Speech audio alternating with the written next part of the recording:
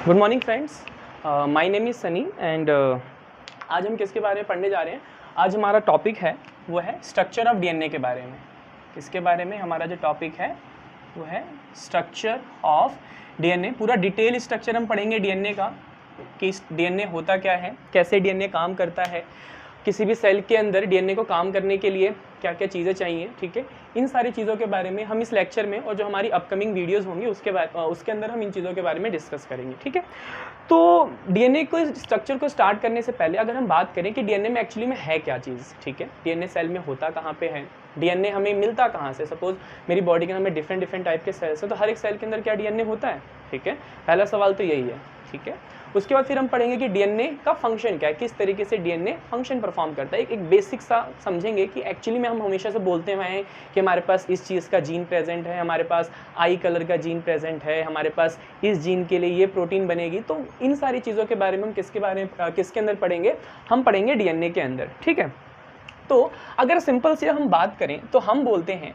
अगर हम बहुत बेसिक सा फंडा उठाएं कि हमारी बॉडी के अंदर कहाँ से डीएनए आता कहाँ से है, तो वी नो हमारे क्या होते हैं, पेरेंट्स होते हैं। पेरेंट्स क्या करते हैं, गैमेट्स प्रोड्यूस करते हैं, और गैमेट्स के अंदर क्या प्रेजेंट होता है, जेनेटिक मटेरियल प्रेजेंट होता है, जो हम हमेशा से पढ़ते हुए आए हैं कि पेरेंट्स से हमें क्या मिल रहा है, कुछ ना कुछ जेनेटिक मटेरियल मिल रहा है। ठीक है, तो हम बोलते हैं कि हमारे पास क्या है, जस्ट इमेजिन कि हमारे पास स्पर्म होता है। क्या है, हमारे पास स्पर्म है जो कि एक तरीके का गैमीट है। क्या है, एक तरीके का गैमीट। तो स्पर्म है एंड देन हमारे पास क्या है, ओवा होता है। ठीक है, स्पर्म हमारे पास कहाँ से आ रहा है, फादर से आ रहा है।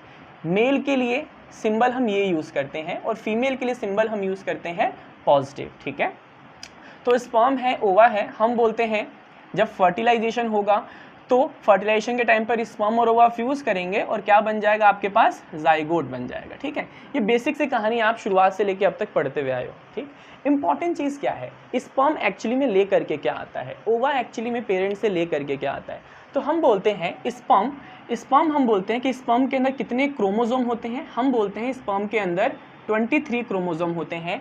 उसी तरीके से ओवा के अंदर भी कितने क्रोमोजोम होते हैं, 23 क्रोमोजोम होते हैं, 23 क्रोमोजोम होते हैं। ठीक है, तो 23 क्रोमोजोम स्पर्म से आए हैं, 23 क्रोमोजोम ओवा से आए हैं। तो जाइगोट जो होगा, जाइगोट के अंदर कितने क्रोमोजोम हो जाएंगे, 23 प्लस में 23 कितने हो जाएंगे, टोटल 46 क्रोमोजोम्स हो जाएंगे। ठीक है, अच्छा तो सर क्रोमोजोम है, डीएनए तो है ही नहीं, तो हम बोलेंगे कि जो क्रोमोजोम होता है, हम बोलते हैं कि 1 क्रोमोजोम, हमेशा याद रखना है आपको, हमेशा थ्रू आउट योर लाइफ, कि एक क्रोमोजोम जो होता है वो हमेशा एक डीएनए के बराबर होता है। एक क्रोमोजोम कितने डीएनए के बराबर होता है, एक डीएनए के बराबर है। तो हम ऐसे भी तो बोल सकते हैं, हम ऐसे भी कह सकते हैं कि स्पर्म के अंदर 23 क्रोमोजोम नहीं, स्पर्म के अंदर क्या प्रेजेंट है, एक्चुअली में स्पर्म के अंदर 23 डीएनए प्रेजेंट है। क्या प्रेजेंट है, स्पर्म के अंदर 23 डीएनए प्रेजेंट है। ऐसे ही ओवा के अंदर क्या प्रेजेंट है, 23 डीएनए के मॉलिक्यूल प्रेजेंट है। तो 23 डीएनए फादर से आते हैं, 23 डीएनए मदर से आएंगे, एंड देन जाइगोट के अंदर हमारे पास टोटल कितने डीएनए हो जाएंगे, 46 डीएनए हो जाएंगे। और फिर यही जाइगोट डिवाइड करता है माइटोटिकली डिवाइड करता है। मेनली क्या शो करेगा, ये माइटोसिस शो करेगा, और डिवाइड कर करके फाइनली क्या करेगा, एक एम्ब्रियो की फॉर्मेशन कर देगा, एंड देन इस एम्ब्रियो से क्या हो जाएगा, एक इंडिविजुअल प्रोड्यूस हो जाएगा। ठीक है, तो जाइगोट क्या होता है, जाइगोट हमारा एक सेल से बना हुआ स्ट्रक्चर है। क्या है ये, यूनिसेलुलर होता है। क्या है, यूनिसेलुलर होता है। जबकि एम्ब्रियो या फिर हम एक किसी भी इंडिविजुअल की बात करें तो ये सब के सब स्ट्रक्चर्स क्या होते हैं, मल्टी सेलुलर होते हैं। मतलब एक से ज़्यादा सेल प्रेजेंट है, एक से ज़्यादा सेल्स प्रेजेंट होते हैं। इसमें तो बहुत सारे सेल्स होते हैं, हज़ारों मिलियंस ऑफ सेल्स होते हैं। तो हर एक सेल के अंदर क्या प्रेजेंट है, डीएनए प्रेजेंट है। हर एक सेल के अंदर क्या प्रेजेंट है, डीएनए प्रेजेंट है। और उस सेल के सर्वाइवल में कौन हेल्प कर रहा है, डीएनए हेल्प कर रहा है। तो सबसे बड़ा सवाल यही है कि एक्चुअली में ये डीएनए कर क्या रहा है, डीएनए अपने साथ क्या ले करके आ रहा है जिसकी वजह से वो सेल के सर्वाइवल में हेल्प कर रहा है और वो एक नई इंडिविजुअल की फॉर्मेशन कर रहा है। ठीक है, अगर मैं ऐसा दिख रहा हूँ, मैं मेरे भाई से अलग दिख रहा हूँ, या मेरी बहन से अलग दिख रहा हूँ, या मैं किसी से भी अलग दिख रहा हूँ, it's all just because of this DNA. आप मेरे से अलग दिख रहे हो, आपके पेरेंट्स आपसे अलग दिख रहे हैं, it's all just because of this DNA. ठीक है, तो डीएनए को समझने के लिए कि एक्चुअली में डीएनए क्या लेकर के आता है, तो इसको हम एक बेसिक सी कहानी की तरह समझेंगे। उससे पहले एक बेसिक सा फंडा हमेशा याद रखना कि हमारे हर एक सेल में कितने डीएनए हैं, 46 डीएनए एक्सेप्ट गैमेट्स। अगर गैमेट्स को छोड़ दें, उसके अलावा हमारे हर एक सेल के अंदर कितने डीएनए, 46 डीएनए। चाहे वो आइस के सेल हो, चाहे वो मेरे लीवर के सेल हो, चाहे वो लंग्स के सेल हो, इवन चाहे वो मेरे स्किन के सेल क्यों ना हो, हर एक सेल के अंदर 46 डीएनए है। और यही डीएनए क्या कर रहा है, वहाँ पे फंक्शन परफॉर्म कर रहा है, जिसकी वजह से वो सेल काम कर रहा है। ठीक है, तो देखते हैं कि एक्चुअली में डीएनए काम क्या करता है। ठीक,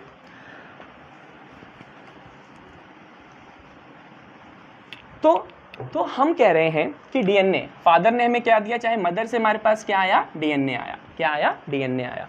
हम बोलते हैं कि इस डीएनए के पास क्या होती है, इंफॉर्मेशन होती है। डीएनए पेरेंट्स से हमेशा क्या लेके आता है, अपने साथ इंफॉर्मेशन लेकर के आता है। तो हम बोलते हैं DNA it contains, DNA contains information, DNA contains information. अच्छा, अब सवाल ये है कि सर ये इन्फॉर्मेशन का मतलब क्या है, इन्फॉर्मेशन किस फॉर्म में आती है, क्या कागज पर लिखी हुई आती है? नहीं, हम बोलते हैं कि इन्फॉर्मेशन जो डीएनए से हमारे पास आती है, वो आती है हमेशा किस फॉर्म में, कोड्स की फॉर्म में। किस फॉर्म में आती है हमारे पास इन्फॉर्मेशन, कोड्स की फॉर्म में। It's just like a recipe book, की रेसिपी बुक में कुछ लिखा हुआ है, और आपको अगर कुछ भी बनाना है तो आप उस बुक को पढ़ोगे, जो इंग्रेडिएंट्स हैं उनको लाओगे, एंड देन उससे कोई ना कोई आप रेसिपी बनाओगे। उसी तरीके से हमारे पास जो डीएनए है, डीएनए के पास क्या है, इन्फॉर्मेशन है, किस फॉर्म में, कोड्स की फॉर्म में। अच्छा, तो ये कोड्स एक्चुअली में करेंगे क्या, तो हम बोलते हैं ये कोड जो होते हैं, ये कोड्स जो होते हैं, ये बनाते हैं आपकी प्रोटीन्स।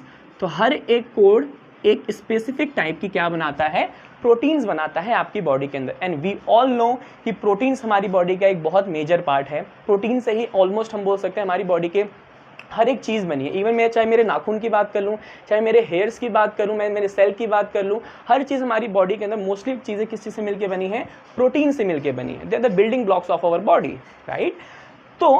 तो हमने क्या बोला, डीएनए था, कहाँ से आया है डीएनए, पेरेंट से आया है। इसके पास क्या थी, इंफॉर्मेशन थी, किस फॉर्म में थी, कोड्स की फॉर्म में। अच्छा, तो कोड्स ने क्या किया, कोड्स ने बनाई प्रोटीन्स। कोड से क्या बनेंगी, प्रोटीन्स। अच्छा, तो ये प्रोटीन फंक्शन क्या परफॉर्म करती हैं, प्रोटीन फंक्शन क्या परफॉर्म करते हैं हमारी बॉडी के अंदर। ठीक है, तो बहुत सिंपल है प्रोटीन्स को समझना। हम बोलते हैं कि प्रोटीन्स हमारी बॉडी के अंदर बहुत सारे फंक्शंस परफॉर्म करती है।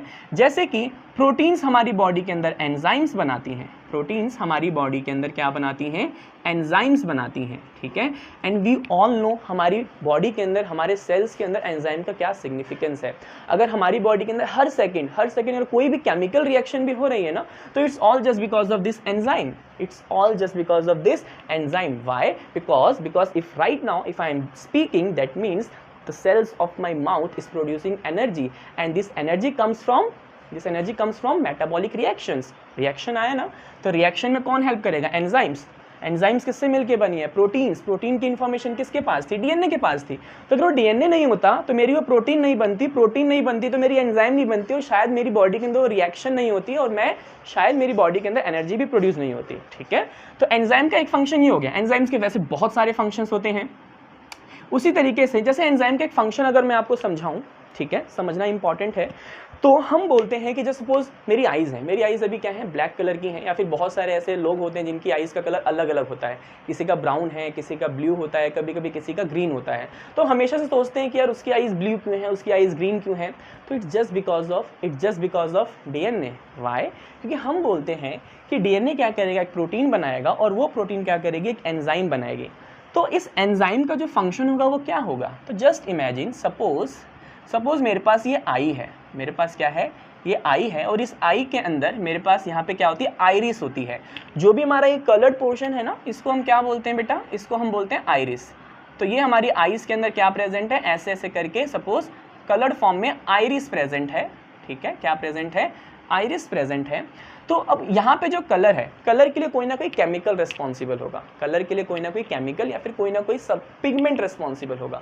तो हमने बोला कि हमारे पास क्या होगा, सपोज कोई सबस्ट्रेट होगा, और ये जो सबस्ट्रेट है, जब ये केमिकल रिएक्शन में जाएगा तो ये कुछ ऐसा प्रोडक्ट बनाएगा जो इस आइरिस के अलग अलग कलर के लिए रिस्पॉन्सिबल होगा। जैसे सपोज अगर आइरिस ये ब्लू कलर बनाता है, तो प्रोडक्ट किसके लिए होगा, ब्लू कलर के लिए होगा। ठीक है। वैसे ही अगर आंखों का कलर ब्राउन होगा तो हमारे पास कोई एक स्पेसिफिक सबस्ट्रेट होगा जो एक स्पेसिफिक प्रोडक्ट के अंदर कन्वर्ट होगा, and that product will be responsible for producing this brown eye of the colour, brown colour of the eye, ठीक है। तो अब सबस्ट्रेट को प्रोडक्ट में कन्वर्ट करने के लिए क्या होगी, हमारे पास कोई ना कोई एंजाइम्स होगी, ठीक है। तो अब जस्ट इमेजिन कि अगर एंजाइम नहीं हुई तो सबस्ट्रेट प्रोडक्ट में कन्वर्ट नहीं होगा, तो आई का कलर ब्राउन नहीं होगा। और यह एंजाइम कहाँ से आई, प्रोटीन से आई। प्रोटीन्स की इंफॉर्मेशन किस फॉर्म में थी, कोड्स की फॉर्म में। कोड्स की फॉर्म में किसके अंदर थी, डीएनए के अंदर। तो ये रहा आपका डीएनए, ठीक है। तो आपकी बॉडी के अंदर मोस्ट ऑफ द फंक्शंस कुछ इसी तरीके से परफॉर्म किए जाते हैं at cellular level, at molecular level, ठीक है। अच्छा, एंजाइम्स और क्या बनाती हैं, हमारी बॉडी के अंदर बहुत सारे हार्मोन्स की फॉर्मेशन करती हैं, बहुत सारे हार्मोन्स की फॉर्मेशन करती हैं। जैसे एक बहुत सिंपल सा एक अगर हार्मोन का नाम बताऊं, क्या है, इंसुलिन। इंसुलिन के बारे में शायद आप लोगों ने सुना होगा कि इंसुलिन एक ऐसा हार्मोन है जो आपकी बॉडी के अंदर जब ब्लड ग्लूकोज लेवल बहुत हाई चले जाता है, ठीक है, सपोज आपने कुछ भी मीठा खा लिया है, उसकी वजह से ब्लड ग्लूकोज लेवल काफी हाई चले गया है, तो at that time your body pancreas is going to secrete this insulin. तो इंसुलिन कौन सिक्रेट करता है, इंसुलिन सिक्रेट करता है पैनक्रियाज। पैनक्रियाज में एक स्पेसिफिक टाइप का सेल होता है, उसको हम बोलते हैं बीटा सेल। अब देखो आगे ना सारी कहानी घूम के वहीं आ जाएगी कि सेल है। अब सेल है तो सेल के अंदर क्या होगा, डीएनए होगा। सेल है तो सेल के अंदर क्या होगा, डीएनए होगा। उस डीएनए के पास क्या होंगे, कोड्स होंगे। क्या होंगे, कोड्स। किस चीज के कोड्स, इंसुलिन प्रोटीन बनाने के कोड्स, इंसुलिन प्रोटीन बनाने के कोड्स। तो अगर मेरे पास डीएनए के अंदर वो कोड नहीं हुआ तो इंसुलिन प्रोटीन कभी भी नहीं बनेगी, और उस केस में क्या होगा, उस केस में आपका ब्लड ग्लूकोज लेवल हमेशा हाई रहेगा, और उस कंडीशन में आपको क्या हो जाएगी, डायबिटीज हो जाएगी, ठीक है। तो ये एक बेसिक सी कहानी हमेशा अपने दिमाग में रखनी है कि एक्चुअली में डीएनए काम कैसे कर रहा है आपकी बॉडी के अंदर। बाकी डीएनए एक बहुत बड़ा टॉपिक है कि ऐसा नहीं है कि हर वक्त इतनी आसानी सी चीज़ें हो रही हैं। There are so many regulatory pathways जो डीएनए को प्रोटीन बनाने से क्या करेगा, रोकेगा, चाहे वो डीएनए को क्या करेगा, स्टिमुलेट करेगा। तो we will discuss about those regulatory pathways कि कैसे डीएनए प्रोटीन बना रहा है, कब बनाएगा, कब नहीं बनाएगा, ठीक है। इस बारे में हम डिस्कस करेंगे डिटेल में। बट अभी डीएनए को समझने से पहले आपको डीएनए के फंक्शन को समझना काफ़ी ज़रूरी था, जो बस अभी एक छोटे से बेसिक से एग्जाम्पल से मैंने समझाया आपको, ठीक है। सो अब इस कहानी को साथ में हमेशा दिमाग में रखते हुए हम समझेंगे कि एक्चुअली में डीएनए क्या है, और जब डीएनए के स्ट्रक्चर को समझ लेंगे देन यू विल लर्न कि एक्चुअली में ये कोड्स थे क्या। क्योंकि सवाल आप लोग सबके दिमाग में यही होगा कि ये कोड है क्या एक्चुअली में, ये कोड है क्या एक्चुअली में, ठीक है। तो we will discuss what are these codes, ठीक है। ओके, सो रब कर देता हूँ मैं इसको।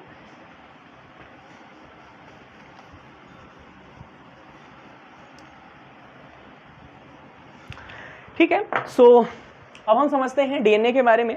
तो आप लोगों ने हमेशा एक डीएनए का एक छोटा सा स्ट्रक्चर हमेशा देखा होगा, कहीं पे भी बना हुआ कुछ ऐसा हेलिकल सा स्ट्रक्चर, कुछ ऐसा एक हेलिकल सा स्ट्रक्चर किसी कॉपी में, किसी बुक में हमेशा देखा होगा कि कुछ ऐसा स्ट्रक्चर होता है आपके पास हमेशा ऐसा घूमता हुआ,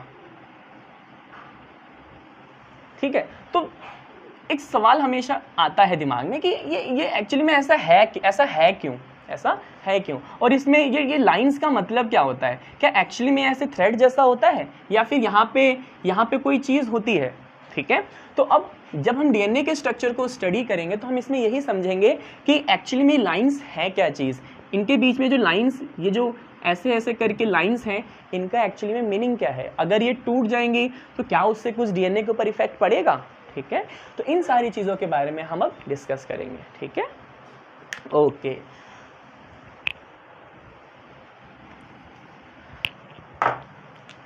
तो हम बोलते हैं कि